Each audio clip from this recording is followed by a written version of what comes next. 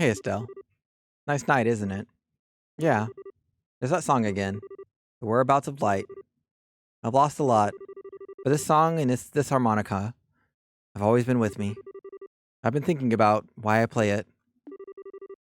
Maybe it's a habit I should quit. I want to tell you what I was doing before I met you. Joshua? Okay. May take a while, do you mind? Not at all. I'll listen to whatever you have to say. Thank you. Is he really going to tell her? Once upon a time, there lived a little boy all by himself. He's really going to tell her. He's really going to tell her. He was the timid sort, relying on the kindness of others without a single redeeming trait.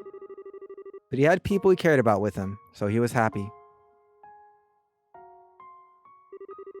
But one day, something happened that broke his heart. He forgot how to speak, to feel, even to eat.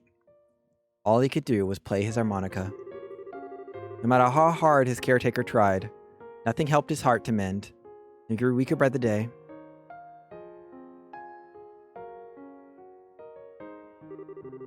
One day, a wandering magician appeared before the boy. "I will heal the boy's heart for you," he said. "Provided, of course, I am compensated." So the boy was given over into the magician's care. As he attempted to piece the broken heart back together, the magician found that he could shape the boy's existence into anything he wished. So the boy's new heart became that of a murderer. Ooh. For 2 years, the boy killed every single day. Under cover of night, he murdered dozens of soldiers. Slit the throat of a national cabinet minister who was under heavily armed guard.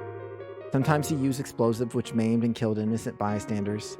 At some point, he became regarded as something more than a mere killer. He was known as the Black Fang, and the name struck fear into the hearts of men. This is like some 10-year-old going out killing people. Right? Or 9-year-old. I don't even know. This is like some literal child. Just like slaughtering people. Like 9 to 11, like, right? 9 to 11-year-old slaughtering people. One day, I thought Tito was bad. I thought Tito was bad with her cannon. One day, the magician gave the boy an assassination order. Saga was a hero, a man who had protected his queen and nation from the threat of an invading northern country. He was a bracer who held a special rank, shared only by 3 others in the entire land. But the target was too strong. He defeated the boy with all the ease of a tiger swatting at a playful cub. At that moment, some of the magician's servants showed up. Since the boy's face had been seen, he was now a loose end to be tied up. But someone came to his aid and drove the attackers away. It was, of course, the man he had come to kill. And so the boy was taken to the man's house, where he met a young girl. Okay. He lived there for 5 years, always feeling like he was lost in some wonderful dream. In the real world, he would never be allowed to have such dreams, but all dreams must end at some point. The time was drawing near, when reality could be avoided no longer. And that's the end of my story. Thank you for being patient with me and listening. Estelle's like, huh? Say what? Come again? Also, you can see this assassin side slip out when the mayor Dalmore tried to shoot Estelle. Yeah, I guess. Haha. Was all that real? Every syllable. My heart is broken. My hands will always be stained with blood. I failed in the assassination of your father. I've been betraying you for a long time. The boy can't be saved from his real purpose. His presence alone seems to bring disaster and misery. He's just tainted. It's like talking about himself in like the third person or whatever, but... When Joshua uses his S-craft, his eyes turn cold too, like a murderer. Oh, okay. But the boy set out on a journey in hopes that he may keep his misfortunes from the one he holds dear. He will find and stop the foul magician who created the life he has led. What did he give her? What? That's the last remnant of my human heart. I won't be needing it anymore, but I want you to take it. It's hardly an adequate way to thank you for the last 5 years. He's about to leave. Yet I can't think of anything better. He's about to leave. Oh, it. What? I said stop it! Stop talking about it like it's a dream. Make it sound like nothing that's happened was even real to you.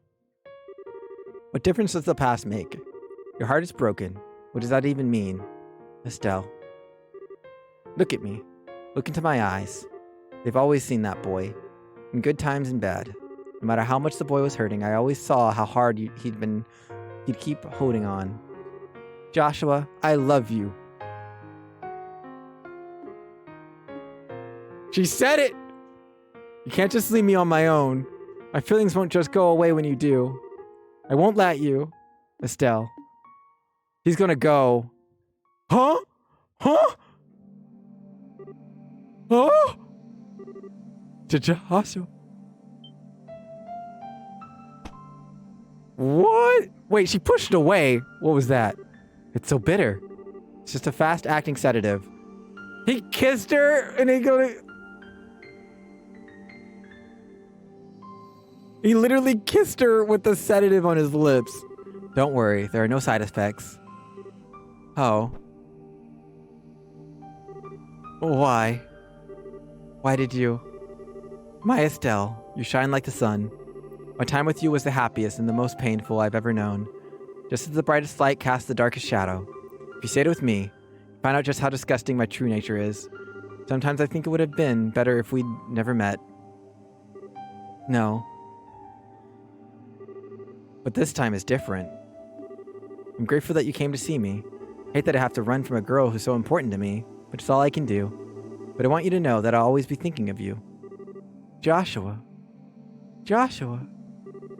Thank you for everything. You had me from the first moment I met you. I've always loved you. What? Goodbye, Estelle. What?